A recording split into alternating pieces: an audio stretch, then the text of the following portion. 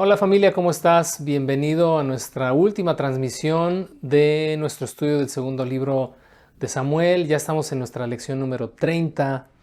Hemos de alguna manera llegado a culminar, ¿verdad? Toda esta trayectoria que nos tomó bastantes meses, desde el primer libro de Samuel, ahora en el segundo libro.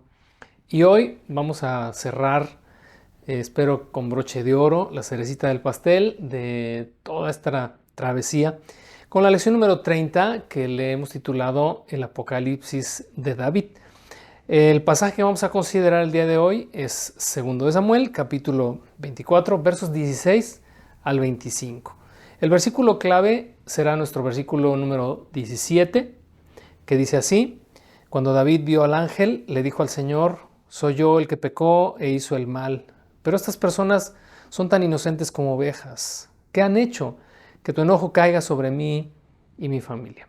Algo a observar para nuestras semillas en casa es que el relato paralelo de 2 de Samuel, es Primera de Crónicas, capítulo 21, da un énfasis muy marcado en la manifestación del ángel del Señor y lo que esta manifestación provocó en David y en los ancianos de Israel, así como en Arauna y sus 4 hijos, quienes estuvieron presentes o vieron la manifestación del ángel del Señor, que como bien sabemos no es otra persona más que Cristo mismo en esta manifestación preexistente a su encarnación. El objetivo general de nuestra lección de hoy es ampliar nuestra concepción de Cristo, tal cual corresponde a su realidad, y no solamente limitarnos a su manifestación encarnada, que aún cuando fue maravillosa, estuvo limitada por causa de haber tomado semejanza de hombre. Y bueno, en este sentido, te comento que existen muchas historias de personas que refieren tener pláticas o charlas muy cercanas y muy familiares con el Señor Jesucristo. Y bueno, si bien es cierto que el Señor se sigue manifestando el día de hoy, ya sea a través de sueños, de visiones, o de alguna manera en la que la persona, el ser humano, sepa que es el Señor Jesús quien está detrás de aquello, referir que se le ve, honestamente es algo que se debe tomar con mucha cautela y con mucha reserva. Te lo digo por lo siguiente: en los evangelios y prácticamente, bueno, a lo largo del Nuevo Testamento, vemos con toda claridad lo que se determina en cuanto a el ministerio de Jesús en la tierra y su posterior ascensión y glorificación. Y establece más o menos un orden así, si me permites mostrártelo. Número 1, Jesús dijo que volvería a su Padre, que enviaría en su lugar al Espíritu Santo, que Él sería glorificado y sentado a la diestra de la majestad en las alturas para interceder por su pueblo santo, y que un día le veríamos volver, tal cual le vieron los discípulos aquel día cuando fue llevado arriba. Después de su ascensión y su consecuente glorificación, la manifestación de Cristo se deja ver en el Nuevo Testamento en solamente algunas ocasiones muy particulares, y en estas manifestaciones le vemos tal cual es, en su manifestación gloriosa, y no como alguien, no como el Jesús encarnado con quien puedes platicar amenamente como si hablaras con otro ser humano. Relata el libro de los Hechos en el capítulo 9 la conversión de Saulo de Tarso. Acuérdate, Saulo está persiguiendo a la iglesia y camino a Damasco dice que le rodeó una luz, una intensa luz, y escuchó en esa luz, ¿verdad?, una voz que le decía: Saulo, Saulo, ¿por qué me persigues? Y entonces, ante esta majestuosa luz brillante y ante esta voz que seguramente fue estruendosa, Pablo o Saulo de Tarso no pudo más que caer al suelo. Conoces el resto de la historia y si no, lee Hechos 9. Luego en el libro de Apocalipsis tenemos ahí a Juan, el apóstol o el discípulo amado, que dice que estando en oración en el día del Señor, dice, oyó una voz detrás de él que le hablaba. Y cuando él volteó, dice que vio al Hijo del Hombre, vio a Cristo en su manifestación gloriosa. Y en el verso 17 del capítulo 1 de Apocalipsis, que también te invito a que leas el capítulo 1 de Apocalipsis completo. Y en el verso 17 nos relata que Juan, cuando le vio en su gloria, dice que cayó como muerto. ¿Qué nos hace pensar o suponer estas manifestaciones que fueron, como te decía, pocas después de su glorificación y la forma en la que fueron hechas? Pues que el Cristo glorificado que hoy está sentado a la diestra de Dios es un ser tan glorioso y temible que si se presentara delante de nosotros tal cual es, seguramente igual que Pablo o igual que Juan, caeríamos al suelo como muertos. La historia de hoy, lo que vamos a ver en nuestro pasaje de 2 de Samuel, capítulo 24, versos 16 al 25, que es la continuidad de lo que revisamos en la lección 29, luces en el tablero, ¿te acuerdas estas advertencias para David que pasó por alto, el censo y luego la plaga que se desató como consecuencia de su pecado? En esta última sección de esta historia tenemos una cristofanía, es decir, una manifestación en el Antiguo Testamento de Cristo mismo, manifestado como el ángel del Señor. Hay por ahí en nuestro catálogo más de una referencias a estas cristofanías en el Antiguo Testamento, que no es una ni dos, son varias, en las que Cristo se manifiesta como el ángel del Señor, ángel que recibe adoración, ángel que habla de parte de Dios como si fuera Dios mismo. Ojalá puedas encontrarlas a lo largo del Antiguo Testamento, son muchas y son increíbles. Esta es una de ellas.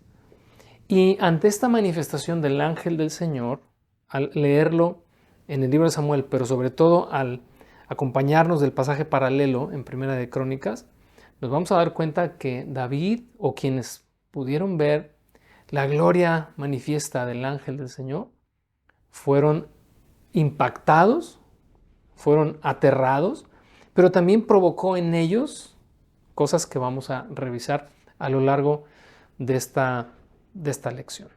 Vamos a dividir nuestra lección en cuatro bloques. Son 4 bloques pues es sencillos porque el pasaje que hoy vamos a considerar es breve, es corto, es toda una historia, pero al ir comparándola con su paralelo de Primera de Crónicas va a cobrar un sentido un poco más amplio. Vamos a ver en nuestra primera sección los versos 16 y 17 de 2 de Samuel capítulo 24, que dicen así: Sin embargo, cuando el ángel se disponía a destruir Jerusalén, el Señor desistió y le dijo al ángel de la muerte: detente, ya es suficiente.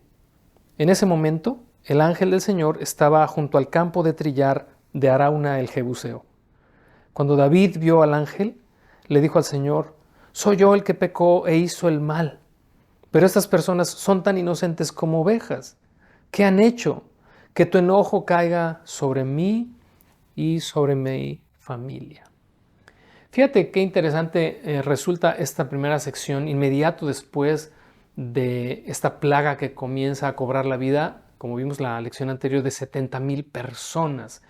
Ya era un asunto de niveles pues que habían alcanzado niveles demasiado amplios en cuanto al número de fallecidos. Entonces era seguramente una noticia nacional y era una desesperación, pues sobre todo para David, porque sabía que sobre él pesaba la responsabilidad de todo esto que estaba sucediendo. Y eso sucedió en apenas 3 días. Recordarás que dentro de los castigos que Dios le propuso a David, el más corto en duración era precisamente esta plaga.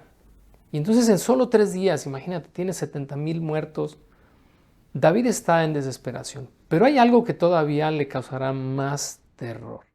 Y entonces lo que relata aquí este pasaje es que este ángel destructor se perfila hacia Jerusalén. Pero a la par dice el pasaje que el ángel del Señor estaba en el campo de Arauna, Jebuseo. Quiero hacer un par de observaciones aquí. La primera es que aunque algunas versiones traducen ángel destructor como ángel de la muerte, como es el caso de la Nueva Traducción Viviente y algunas otras versiones, en realidad no hay tal ángel de la muerte. Es decir, incluso en Éxodo cuando los primogénitos, ¿verdad? Los primogénitos egipcios son muertos por causa de este ángel. Se traduce también en estas versiones como ángel de la muerte, pero el original define solamente un ángel destructor.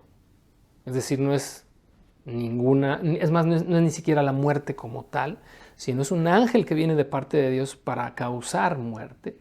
Tal vez la definición sea apropiada por causa del efecto o del resultado que este ángel provoca, más no es un título que se le deba dar a este ángel, simplemente es un ángel destructor que causa y genera muerte. La segunda observación acá es que mientras este ángel destructor recibe esta instrucción de Dios de detente, ya fue suficiente, dice que en el campo de Arauna Jebuseo se aparece o se manifiesta el ángel del Señor. Y fíjate, yo no sé dónde estaría ubicado David con toda su gente o con los ancianos, los líderes con quienes estaba rodeado, pero lo que sí sabemos es que estaba en una parte baja de lo que sería hoy el casco antiguo en Jerusalén. Si tú has tenido oportunidad de ir y si no, bueno, bien puedes en una imagen de la ciudad o en un video documental, te puedes dar cuenta que Jerusalén está ubicada en un monte y en ese monte hay una explanada, lo que hoy se conoce como la explanada de las mezquitas, donde está precisamente la mezquita que para los islámicos es su centro de adoración. En esa explanada estaba antes el templo de Herodes, estamos hablando de 2000 años atrás, y tiempo atrás en ese mismo lugar estuvo ubicado el templo de Salomón. Por eso se considera esa explanada un lugar sagrado. Pero antes de ser el templo de Salomón, ¿sabes qué era? Era el campo de trillar de Arauna, el Jebuseo.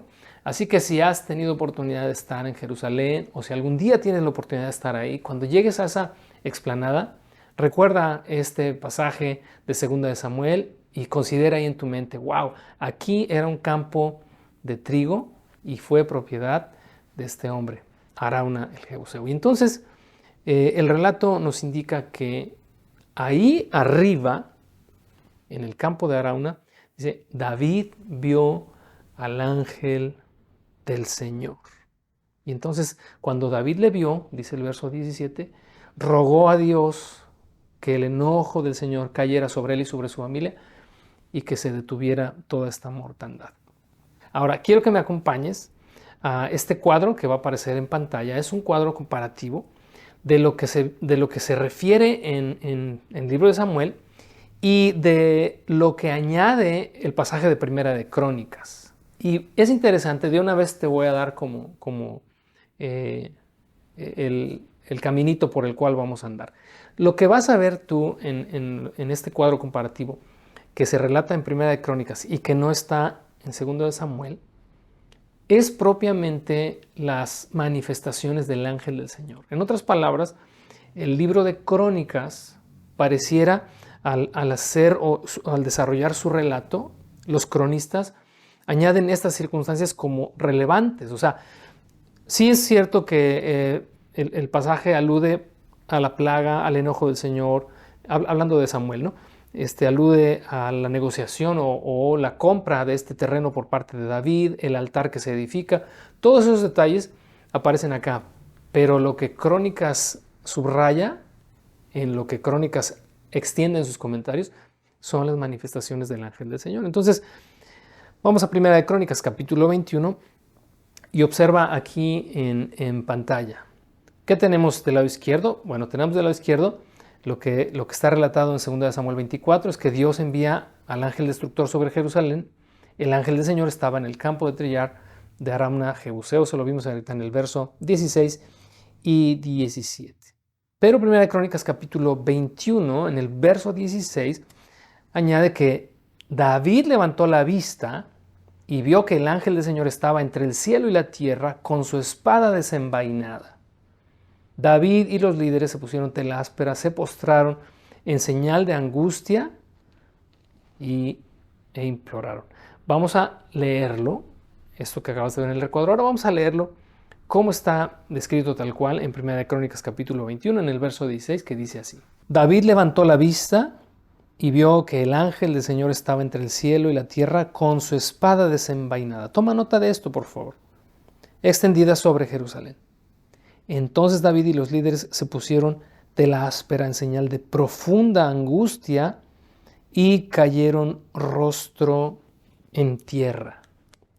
Cuando leímos en el verso 17 de 2 de Samuel 24 que David rogó, imploró a Dios que su enojo cayera sobre él y sobre su familia y no sobre el resto del pueblo, dijo, son ovejas inocentes que no tuvieron nivel en el entierro.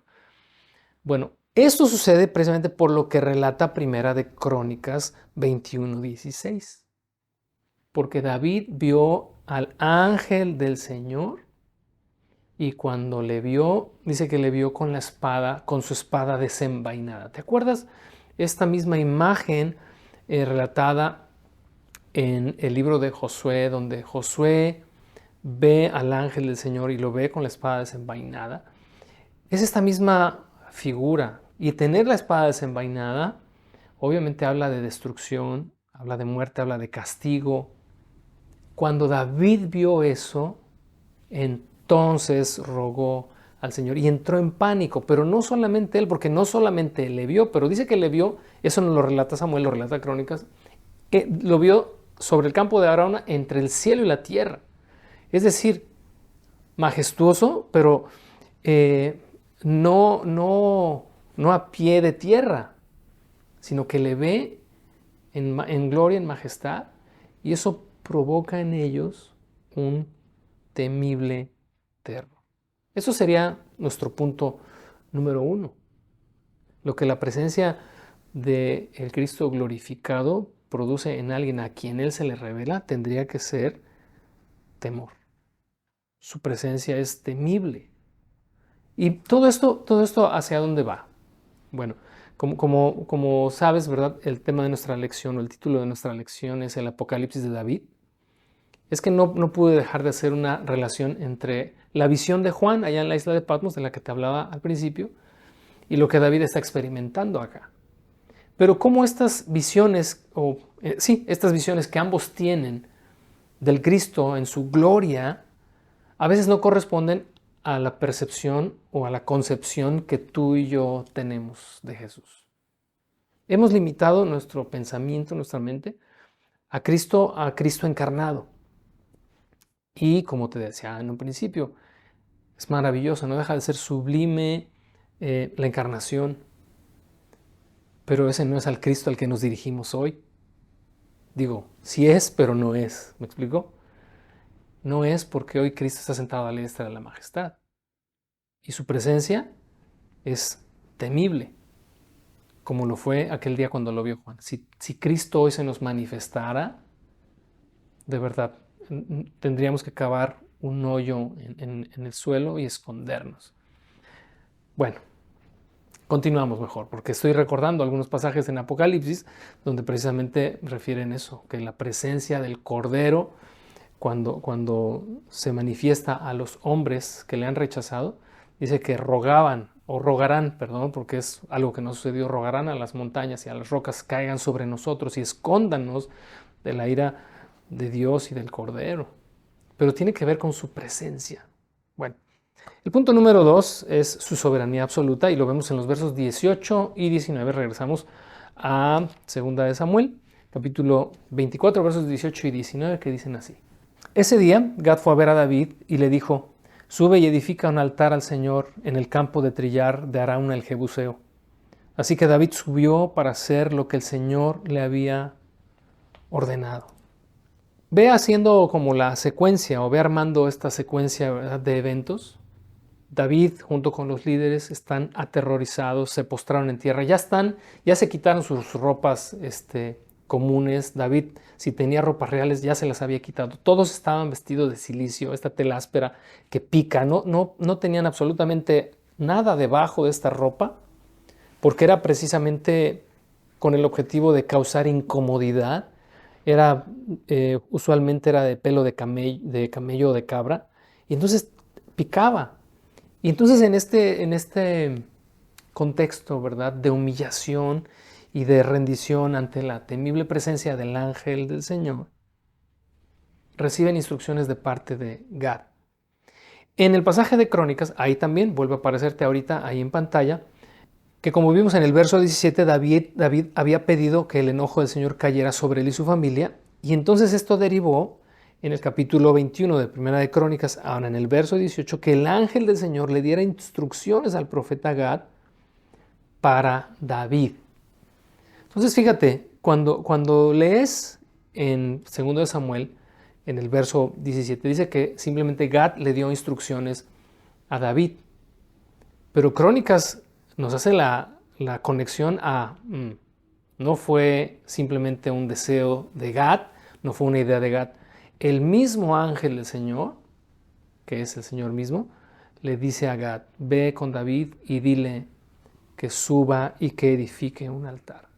¿Qué es lo que vemos acá? Pues obviamente vemos la apertura de la gracia y del favor de Dios, porque es Dios quien elige ese lugar como un lugar de adoración, y es Dios quien le da a David la oportunidad, a través de esto que habría de ofrecer, estas ofrendas, estos sacrificios de paz, de obtener el perdón, y para entonces la plaga y la destrucción pudieran llegar a su fin. Pero date cuenta, en Primera de Crónicas vuelve a hacer referencia a que es el ángel del Señor quien está detrás de todo lo que está pasando acá en Segunda de Samuel. Ahora, en la próxima imagen que vas a ver ahorita, ¿qué tenemos? Que en 2 de Samuel 24, Gad, como vimos en el verso 18, le da instrucciones a David de subir y edificar el altar, pero 1 de Crónicas 21:20 nos dice que Arauna y sus hijos, que estaban precisamente ahí en su campo de trillar, vieron también al ángel del Señor, y los 4 hijos de Arauna huyeron y se escondieron. Vamos a leer este verso, 1 de Crónicas 21:20. Mientras Arauna trillaba el trigo, miró hacia atrás y vio al ángel. Los 4 hijos de Arauna que estaban con él huyeron y se escondieron. ¿Te das cuenta y puedes más o menos, ¿verdad?, ir armando tu rompecabezas? La soberanía absoluta de Dios en Cristo manifestada, y esta presencia, como vimos en el punto anterior, esta presencia temible del ángel del Señor hace que los 4 hijos de Arauna salgan corriendo y se escondan literalmente. ¿Qué imagen pudieron haber percibido? ¿Qué pudieron percibir en el ángel del Señor en ese momento como para salir huyendo aterrorizados? En otras ocasiones, en otras cristofanías en el Antiguo Testamento, como te decía, tienes que buscarlas porque hay muchas, este mismo ángel del Señor no produjo este efecto. Es decir, produjo sí temor y reverencia. Los padres, por ejemplo, los padres de Sansón en el libro de los Jueces, le ofrecieron alimento.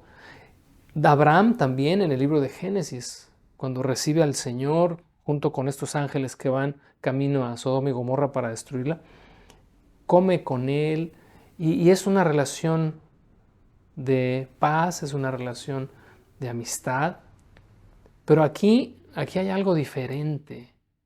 El ángel del Señor está manifestándose en ira y en enojo, en venganza. Por eso tiene la espada desenvainada sobre Jerusalén. Y entonces esto causó terror en Arauna, en sus hijos.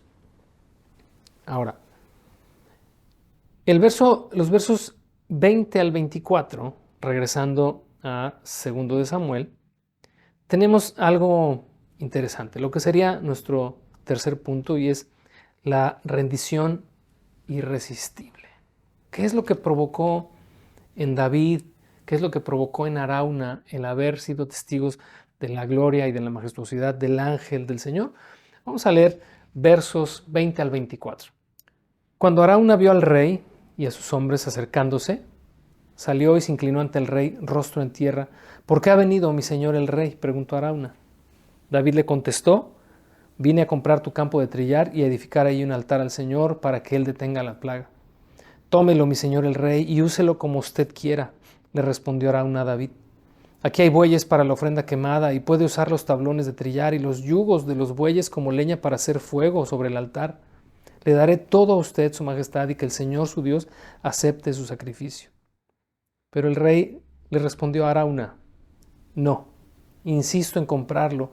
No le presentaré ofrendas quemadas al Señor mi Dios que no me hayan costado nada. De modo que David le pagó 50 piezas de plata por el campo de trillar y por los bueyes. Te decía que este punto es la rendición irresistible, porque cuando uno va acá al pasaje de 2 de Samuel, sin el contexto que nos ofrece 1 de Crónicas 21, uno supondría que lo que Arauna está buscando es agradar al rey. Tan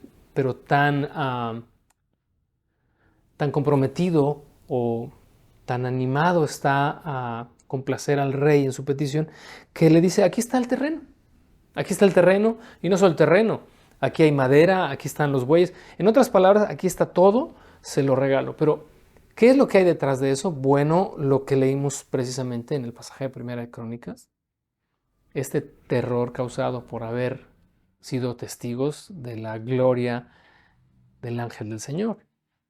Por eso cuando David llega ahí, llega él con todo su séquito en una actitud de humillación, pero también Arauna, sus hijos, todos los que estuvieran ahí cerca o presentes o testigos o que hubiesen escuchado, ¿verdad?, lo que ellos habían visto. Creo que todos estaban más que dispuestos y más que preparados en su corazón para darle a Dios lo que él pidiera. Lo único que el ángel del Señor le dijo a Gad: ve y dile que suba y que edifique en este terreno un altar al Señor y ofrezca sus ofrendas de paz.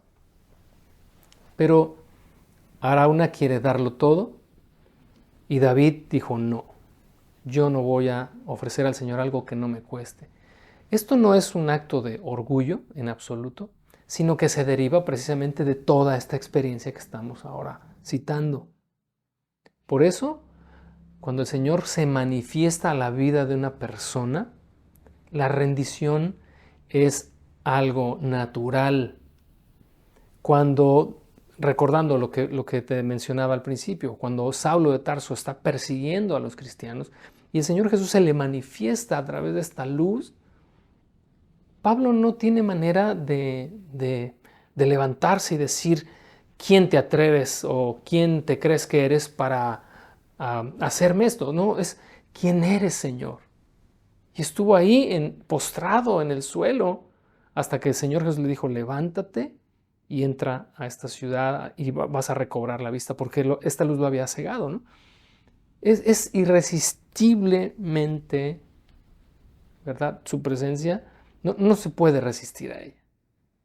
Lo mismo sucedió con Juan, lo mismo sucede con cualquiera a quien el Señor se manifiesta. Todo esto, te vuelvo a recordar, y es obviamente en tus semillas en casa, ese es el hilo conductor de todos los comentarios y participaciones que se puedan hacer, tiene que ver con sacarnos, ¿verdad?, en nuestra mente de este concepto limitado que tenemos de Cristo, para que comprendamos a quién servimos, delante de quién estamos, quién nos ha redimido, quién nos da vida eterna, quién nos da perdón, quién intercede por nosotros. No es alguien igual a nosotros, no es semejante a nosotros. Se hizo semejante a nosotros, pero hoy está sentado a la diestra de la majestad en las alturas. Dice Filipenses capítulo 2, ¿verdad?, que Dios le dio un nombre sobre todo nombre, ante el cual, dice, se doblará toda rodilla de lo que está arriba en el cielo, abajo en la tierra y en las aguas debajo de la tierra, y toda lengua confiese que Jesús es el Señor, dice, para la gloria de Dios Padre. Un día, todos doblarán la rodilla, les guste o no.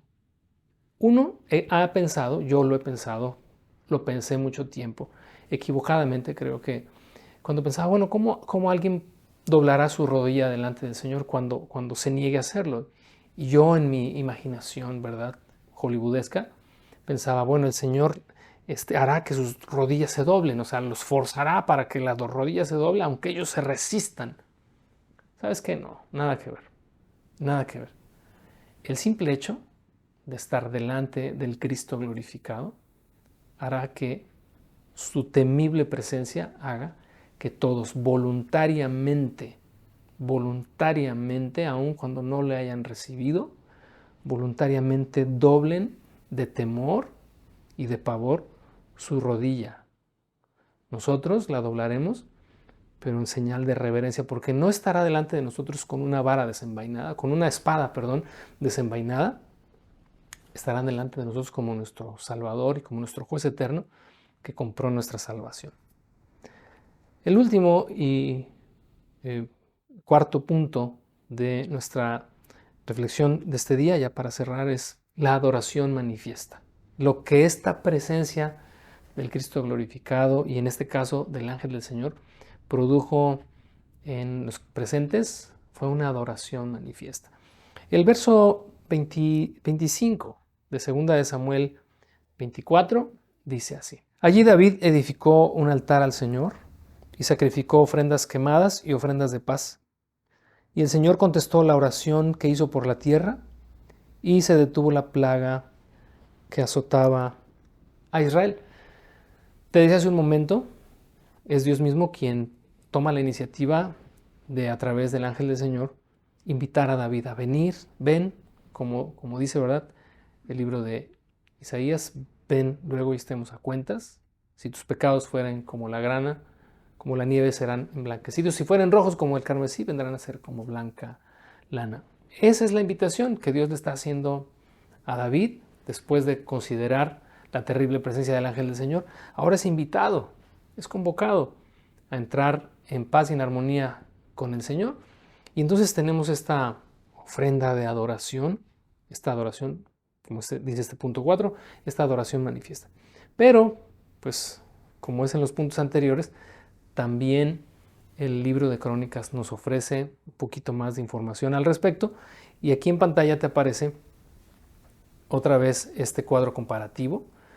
Que bueno, ¿qué tenemos en los versos 20 al 24? Lo que acabamos de leer, pues es un diálogo entre David y Arauna.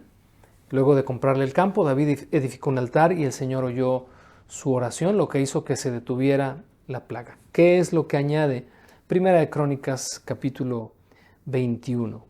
En los versos 26, 27 y 30, número 1, dice que Dios envió fuego del cielo y quemó la ofrenda del altar. Lo vemos en el verso 26, que vamos a leer ahora enseguida. Luego en el verso 27, el Señor le habló al ángel, quien envainó de nuevo la espada. Verso 27. Y en el verso 30, David estaba aterrado a causa de la espada desenvainada del ángel del Señor.